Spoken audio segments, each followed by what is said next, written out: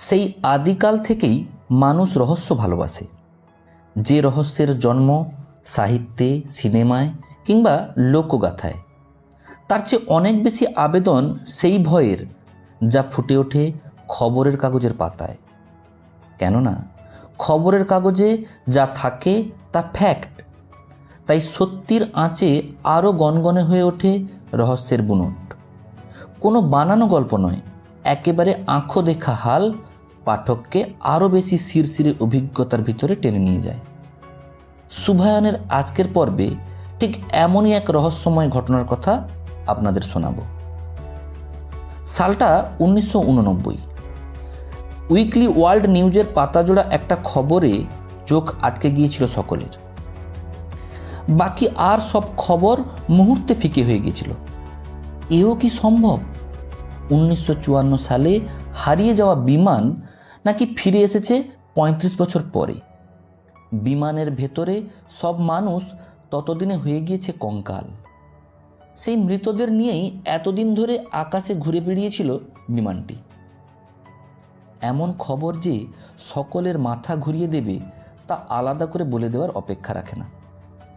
পড়বার পরে জেগে উঠতে থাকে একের পর এক প্রশ্ন, আর সব প্রশ্নের গায়েই এসে লাগতে থাকে অলৌকিকতার সোনালি মোড়ক। সেটা বলার আগে তাহলে শুরু থেকে শুরু করা যাক। 1954 সালের 4 সেপ্টেম্বর পশ্চিম জার্মানি থেকে ব্রাজিলের উদ্দেশ্যে উড়েছিল ফ্লাইট 513।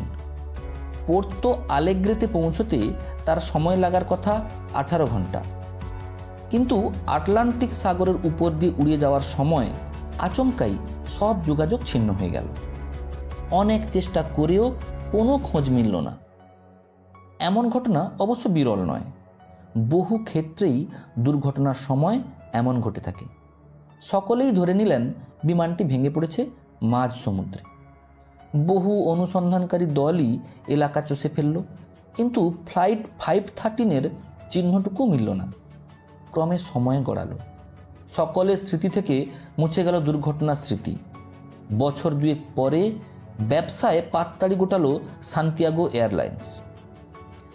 আর কোনো রকম প্রমাণ না মেলায় এক সময় বন্ধ হয়ে গেল ফ্লাইট 513-এর তল্লাশি অভিযানও। এবার একেবারে জাম্প কাট টু 1989 12 অক্টোবর। আচমকাই এয়ার ট্রাফিক কন্ট্রোলাররা আবিষ্কার করলেন আকাশে ভেসে বেড়াচ্ছে এক অচেনা বিমান। অনেক চেষ্টা করা হলো বিমানটির সঙ্গে যোগাযোগ করার, কিন্তু কেউই কোনো সাড়া দিচ্ছে না। ব্যাপারটা কি তা যখন কারো মাথায় ঢুকছে না, তখনই পরের চমক। আকাশ থেকে নেমে আসছে বিমানটি। এয়ার ট্রাফিক কন্ট্রোলের নির্দেশেই কোনো বিমান ঠিকঠাক মাটি ছুঁতে পারে, কিন্তু এক্ষেত্রে বিমানটি কোনো নির্দেশের তোয়াক্কা না করেই দিব্যি মাটিতে নেমে এলো। রানওয়ে দিয়ে মসৃণ গতিতে এগিয়ে এসে থেমে গেল একটা সময়। চমকের তখনও বাকি ছিল, বা বলা ভালো আসল চমক তখনও প্রকাশ্যে আসেনি। বিমান কর্মীরা কৌতূহলী হয়ে বিমানটির দরজা খুলতেই কার্যত ফ্রিজ হয়ে গেলেন। এ কি? বিমানের ভেতরে যাত্রীদের আসনে বসে রয়েছে সারি সারি কঙ্কাল। মোট 92টি, 88 জন যাত্রী, 4 জন বিমান কর্মী। আর ককপিট, সেখানে রয়েছে বিমানটির পাইলট ক্যাপ্টেন মিগুয়েল ভিক্টর কারির কঙ্কাল। সেই কঙ্কালের হাত কিন্তু বিমানের কন্ট্রোলে, যেন সেই হাতই এইমাত্র সুদক্ষ হাতে সেফ ল্যান্ডিং ঘটিয়েছে ফ্লাইট 513-এর। হারিয়ে যাওয়া বিমানটিকে ততক্ষণে চিনতে পেরেছে বিমান কর্তৃপক্ষ। এই যে সেই 3.5 দশক আগে হারিয়ে যাওয়া বিমান, অনেক খুঁজেও যার কোনো খোঁজই মেলেনি। তার মানে এত বছর ধরে একটানা আকাশে উড়েছে সেটি। কিন্তু তা কি করে সম্ভব? বিমানের সকলে মারা যাওয়ার পরেও কি করে তা এভাবে মাটিতে নেমে আসতে পারে? এতদিনের জ্বালানি বা কোথা থেকে এলো? প্রশ্ন প্রশ্ন প্রশ্ন। যে কোনো অলৌকিক ঘটনার সঙ্গেই অপরিহার্যভাবে জুড়ে থাকে প্রশ্ন। কিন্তু এ তো অলৌকিক নয়, রীতিমতো খবরের কাগজে ছাপা হওয়া খবর।